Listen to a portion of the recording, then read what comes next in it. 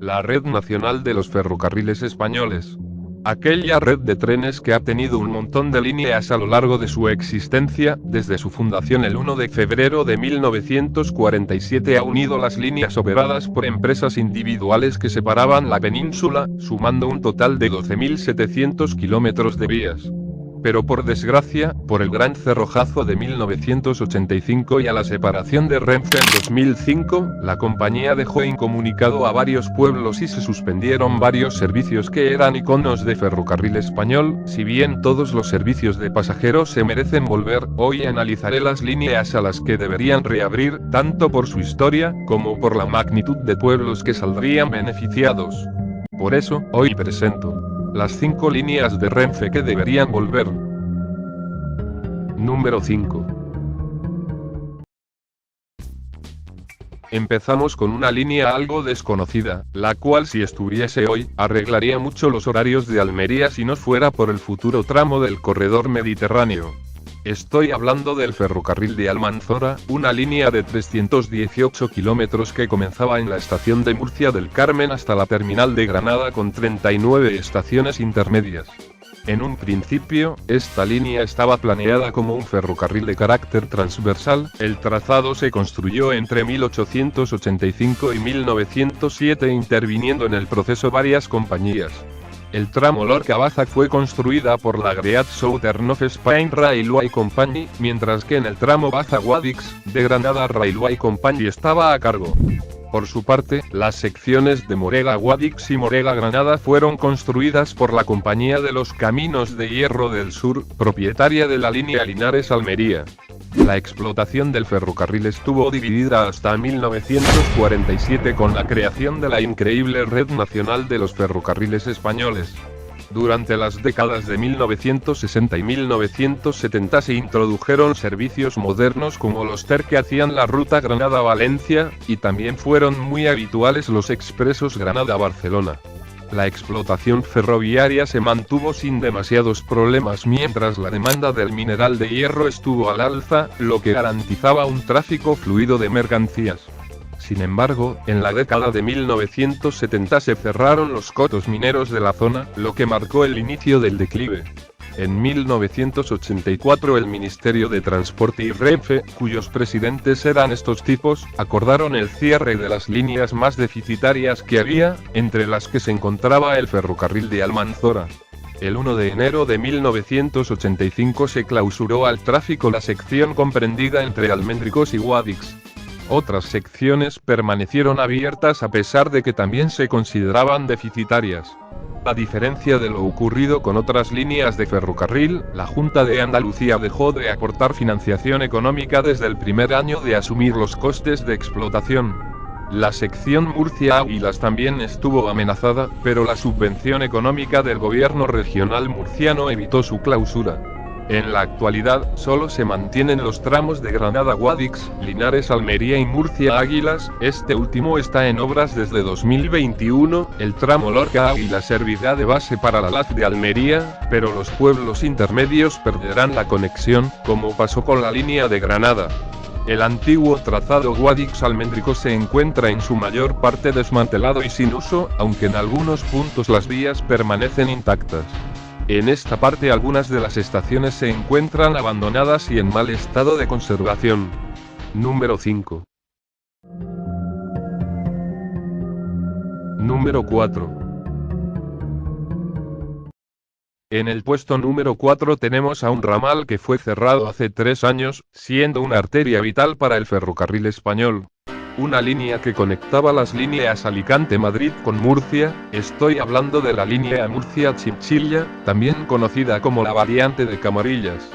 Numerada como la línea 320, conectaba Albacete con Murcia y Cartagena en un recorrido de 220 kilómetros con 12 estaciones intermedias. Actualmente está cerrada por las obras de la línea de alta velocidad de Almería y por su soterramiento por Murcia desde 2022, sin embargo, se dice que empezó a cerrarse tras el accidente de Chinchilla del 2003.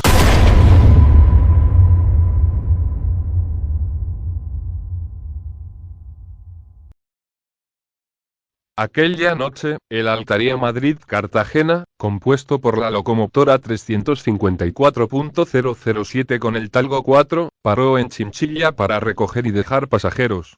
Esa noche estaba circulando un mercancías procedente de Murcia que venía en sentido opuesto. El jefe de estación pensó que ya pasó, y dio luz verde al Talgo. Lo que no sabía, era que el mercancías estaba a 4 kilómetros de la estación, a punto de colisionar con el Altaria.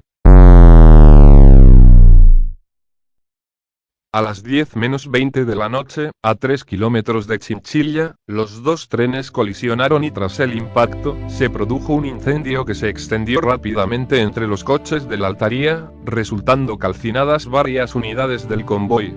Las dos locomotoras de ambos trenes quedaron destrozadas por la violencia del impacto y fueron desguazadas varios días después.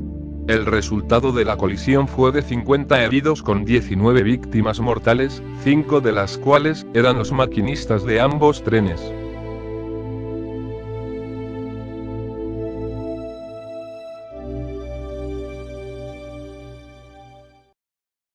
En 2019, se inaugura la variante de Camarillas, un nuevo trayecto de 27 kilómetros que discurre entre los municipios de Lin y Cieza, 17 kilómetros menos que el antiguo trazado que bordeaba el pantano de Camarillas, lo que obligaba a reducir la velocidad de los trenes para evitar el riesgo de desprendimiento.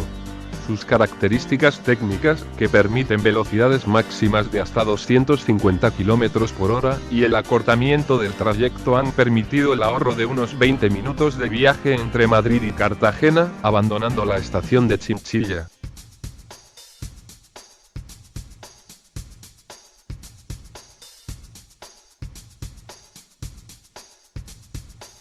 En la actualidad, los pueblos de Lin, Archena y Calasparra exigen el regreso de la línea, pero mientras no terminen el tramo de Almería del corredor mediterráneo no circulará nada por las vías.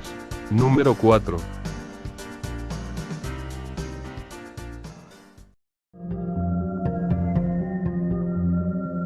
Número 3. En la medalla de bronce, tenemos a un ramal de Castilla y León, formando parte del ferrocarril Santander Mediterráneo, y que están planeando reabrirla.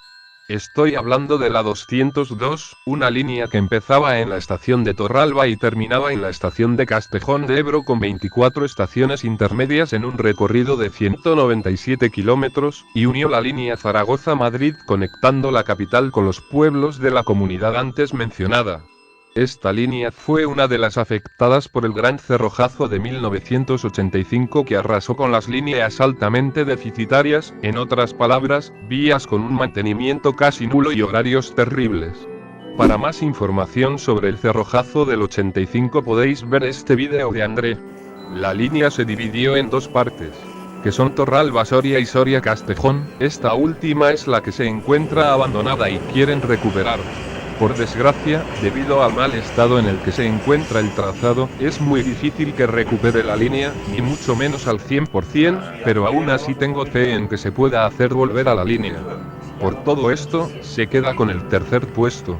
Aquí hay movimiento y entre semana menos.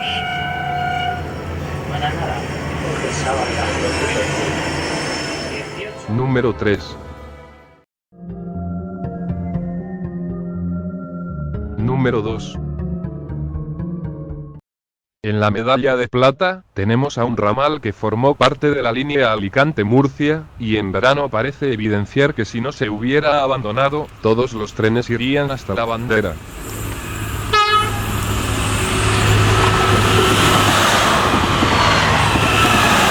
¿De qué línea estoy hablando? Se trata del ramal Albatera-Torrevieja, un ramal que comenzaba varios kilómetros antes de la estación de San Isidro y terminaba en la terminal de Torrevieja, que ahora que me fijo, como terminal se parece a la estación de Águilas. Contaba con dos estaciones intermedias, con un recorrido de 27 kilómetros de largo. El ramal se creó tras la inauguración de la Alicante-Murcia el 11 de mayo de 1884. El ramal dio servicio a las ciudades de la comarca de la Vega Baja, como Almoradí, Dolores, Benijòfar, Rojales y Torrevieja, inicialmente. El 19 de julio de 1911, se abrió el apeadero de Las Moreras, cuyo nombre proviene de la finca en la que se construyó, aunque la población más cercana y a la que daba servicio era Los Montesinos. La gestión del ferrocarril corrió a cargo de la CF hasta que quebrara la empresa, y en 1936 el gobierno republicano traspasó la gestión a la Compañía Nacional de los Ferrocarriles del Oeste. Finalmente, con la creación en 1941 de Renfe se volvió a incautar la línea. El objetivo primigenio de la construcción del ramal fue el transporte de la sal de las salinas de Torrevieja a Alicante para exportarla a través del puerto. Para dicho cometido, se habilitó un cargadero descubierto paralelo a la vía, cerca del final de línea en la estación de Torrevieja, a donde llegaba un ramal de la red de vía estrecha de la propia industria salinera. Esto afectó negativamente a la población de la ciudad, que en aquella época se dedicaba casi totalmente al puerto y las salinas. Tras manifestaciones y reivindicaciones, se consiguió que cesara el transporte de la sal y se comenzara a construir un cargadero marítimo en el puerto de la ciudad. La ansiada y dilatada construcción del puerto precisó de la instalación de 2 ramales en la línea, uno para cargar piedras y otro para descargarlas en el puerto. El primer ramal salía de la estación de Albatera hacia unas canteras muy próximas, de ahí se transportaba el material de obra hasta Torrevieja, en cuya estación emanaba el segundo ramal que llegaba hasta el principio del puerto en construcción. Tan pronto se realizaron las obras, se desmantelaron ambos ramales. Con el crecimiento demográfico y la creación de nuevos puestos de empleo, se hizo posible la construcción de un ramal a industria salinera en Torrevieja. Era circulado por trenes de mercancías cada 2 semanas. En competencia al ferrocarril fue abriéndose paso el transporte por carretera. Como el servicio ferroviario de viajeros de la línea era deficiente y no se invertía capital, los usuarios se decantaron por el automóvil. En los años 60, los cañizos y las maletas imperaban en varias partes de la línea. Tanto fue así que la vía de cargadero de Almoradí Dolores quedó inservible. Dicha información fue transmitida al factor de circulación en Alquerías Santomera, pero se desentendió el ramal debido a su poca explotación. Poco a poco se fue invirtiendo menos. El 17 de marzo de 1966 la estación de Benijoz-Arrojales pasó a ser apeadero sin personal y las maletas siguieron invadiendo el trazado tanto que se redujo la velocidad máxima a 40 km por hora. Debido a la poca explotación del ramal y el mal estado de las vías, el 12 de enero de 1970 se cancela el servicio de viajeros y se cierran las estaciones en todo el recorrido. Sin embargo, el salinero seguía circulando cada 2 semanas hasta la industria salinera para recoger sal y llevarla hasta Alicante. Al final, este ramal también fue afectado por el cerrojazo del 85, pero siguió funcionando hasta el año siguiente. Por las riadas de 1986, la peana de la vía se debilitó y provocó el hundimiento de una traviesa que hizo descarrilar al tren salinero, lo que supuso el cierre final del ramal tras 100 años de existencia. Irónicamente, poco tiempo después del cierre, se celebró el centenario de la línea Murcia-Alicante, y finalmente en los años 90, el gobierno central procedió al desmantelamiento de las vías promovido por la construcción de la AP7. Actualmente hay asociaciones que siguen exigiendo la vuelta del ramal. Además, Torrevieja es uno de los pocos municipios de más de 100.000 habitantes que no tiene tren, aparte de que el ramal se podría integrar al núcleo de cercanías Murcia-Alicante como la C5. Por todo esto, se gana la medalla de plata. Número 2. Número 1.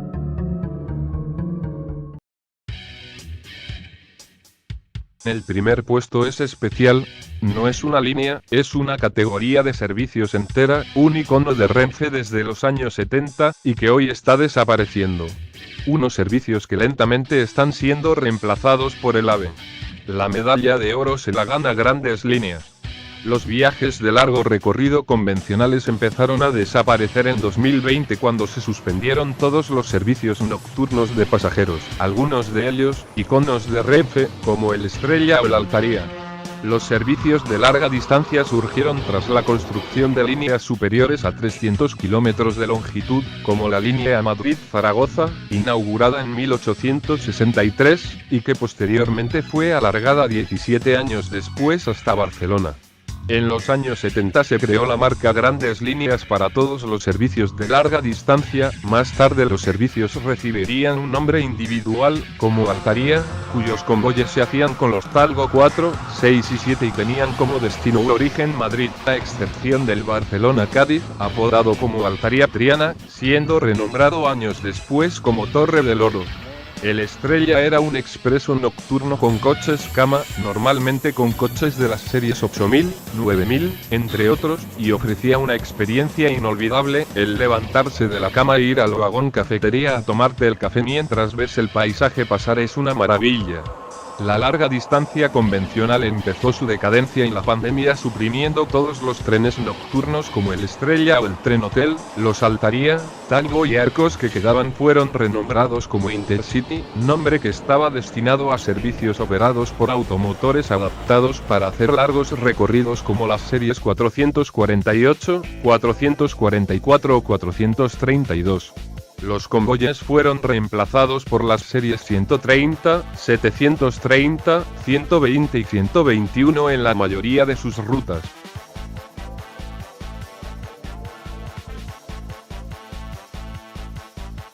Uno de los pocos convoyes que siguen operados por los coches Talgo son el Barcelona-Cartagena, Águilas-Madrid y el Almería-Madrid, siendo una lástima absoluta, teniendo en cuenta que son pocas líneas que comunican a los pueblos con la línea principal. Se me olvidó mencionar que tristemente los coches Arco, Estrella y Diurno fueron retirados y otros fueron enviados a Portugal y todos los conjuntos del Talgo 7 fueron canibalizados para crear los vagones de la desastrosa serie 106.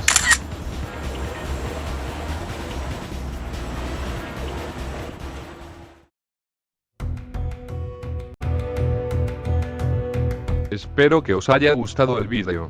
Os aviso de que esta es mi opinión, así que te invito a que comentes tu lista. Si crees que me he olvidado algo, coméntalo también.